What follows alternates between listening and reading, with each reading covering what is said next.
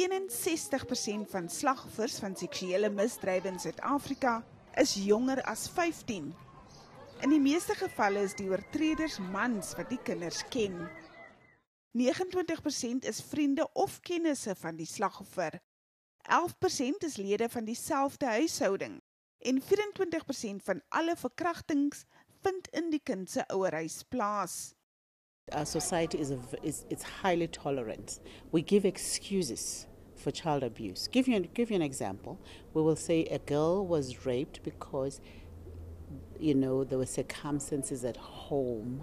Or we would say when a little girl is raped, as early as age 8, parents can sit down and talk about it. You see, it baffles me because there is nothing to talk about. When a child has been raped, there must be serious consequences, and it's not a goat being slaughtered. Die verslag het ook aan die lig gebring dat skole van die onveiligste plekke vir kinders is.